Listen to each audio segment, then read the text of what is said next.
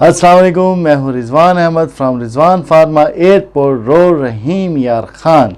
आज की वीडियो एक पेंडेमिक डिजीज़ कोरोना वायरस पे बना रहा हूँ जिसे कोविड-19 भी कहते हैं, जिससे लोग बहुत ज़्यादा खौफज़दा हैं और ये भी सोचते हैं कि अगर कहीं हमें कोरोना हो गया तो हमारा मरना लाजिम है। The death rate of ratio due to coronavirus is 4 to 5%। मेरे दोस्तों, अगर 100 लोग इस मोहलिक बीमारी का शिकार हैं तो 4 से 5 लोग ही अपने प्यारों को छोड़कर चले जाते हैं। कोरोना वायरस के हवाले से social media, Facebook, WhatsApp, Instagram पे बहुत सी इन्फॉर्मेशन है। इनमें से कौन सी इन्फॉर्मेशन सही है और कौन सी गलत, इस वीडियो में मैं आपकी रहनुमाई करूँगा। मेरे कुछ friends and relatives corona virus को लेकर डिप्रेशन में चले गए हैं, कुछ तो एक दूसरे से माफ़िया भी मांग रहे हैं। कोविड-19 का पहला केस दिसंबर 2019 को चाइना के शहर वुहान में पाया। वहाँ कुछ लोग बिज़नेस के लिए, कुछ एजुकेशन के लिए और कुछ घूमने के लिए गए हुए थे। जब वो सेम टाइम पे वापस आए तो अपने साथ कोविड-19 लेते आए। इस तरह 1 से 2, 2 से 4 और 4 से 8 होते हुए पूरी दुनिया में फैल गया। ये एक ड्रॉपलेट डिजीज़ है।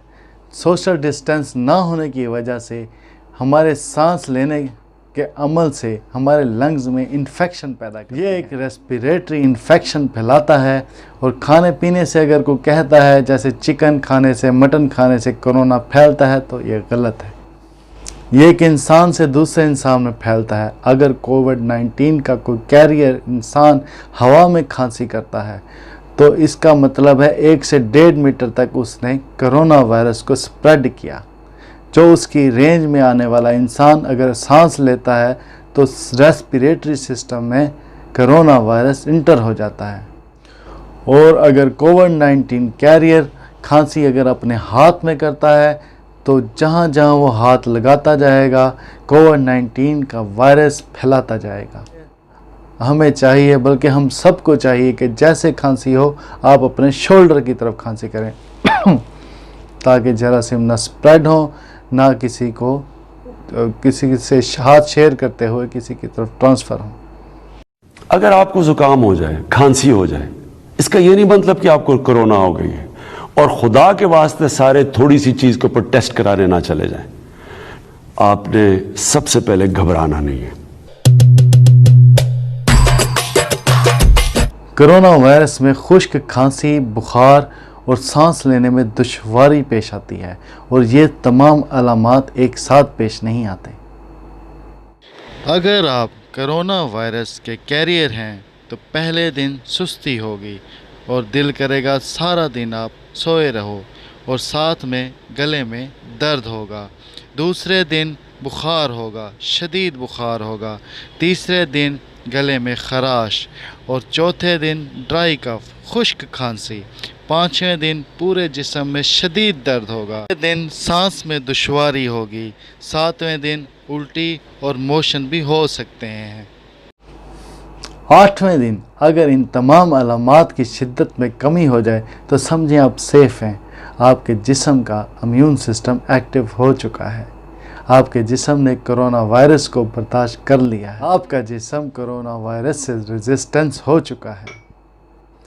और अगर 8वें दिन इन तमाम अलामात में शिद्दत बढ़ती जा रही है, मतलब कि आपको सांस लेने में दुश्वारी पेश आ रही है, सीने में टाइटनेस महसूस हो रही है, होंठों का कलर चेंज हो रहा है, तो इस सूरत में आपको इमरजेंसी की ज़रूरत है।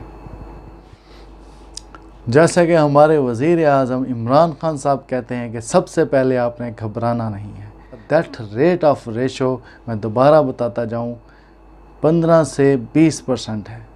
80 से 85% लोग सेहतयाब हो रहे हैं। एज के हिसाब से नौजवान नस्ल का इम्यून सिस्टम बेहतर होता है, इसलिए वो मुख्तलिफ बीमारियों से सर्वाइव कर जाते हैं। लेकिन हमारे बुज़ुर्ग अपने इम्यून सिस्टम कमज़ोर होने की वजह से सर्वाइव नहीं कर पाते। अब तक बच्चों में ये केसेस नहीं देखे गए, लेकिन इसका मतलब ये नहीं कि बच्चे 100% सेफ़ हैं। एज और बाकी बीमारियों के साथ साथ हमारा इम्यून सिस्टम कमज़ोर हो जाता है। इम्यून सिस्टम हमारे जिस्म में मौजूद एक ताकत है जो मुख्तलिफ बीमारियों में लड़ने में मदद देती है, और अगर इम्यून सिस्टम बीमारियों से लड़ते लड़ते हार जाए तो हमें बाहर से मेडिसिन लेनी पड़ती है। इसलिए अपने इम्यून सिस्टम को एक्टिव बनाए रखें, मजबूत बनाए रखें।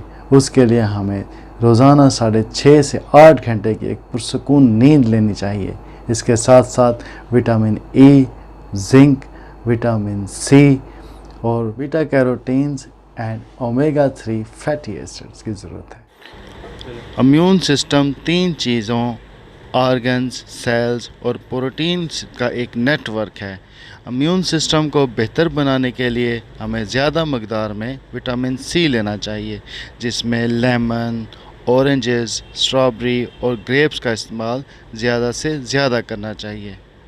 विटामिन ई के लिए हमें मूंगफली, बादाम और सूरजमुखी के बीज का इस्तेमाल ज़्यादा से ज़्यादा करना चाहिए। जिंक के लिए काबुली चने, काजू और सेब का इस्तेमाल ज़्यादा करें। बीटा कैरोटीन्स के लिए साग, गाजर, आम, आड़ू, पपीता, टमाटर, गोभी का इस्तेमाल ज़्यादा से ज़्यादा करें। ओमेगा 3 फैटी एसिड्स के लिए हमें फ़िश का और अखरोट का ज़्यादा से ज़्यादा इस्तेमाल करना चाहिए। ये 5 अवामल के साथ साथ हमें एक्सरसाइज करनी चाहिए। हमें अपनी ज़ात के लिए 1 घंटा निकालना चाहिए। एक्सरसाइज में सबसे बेहतरीन एक्सरसाइज वॉक है। इसके साथ साथ no smoking and no drinking.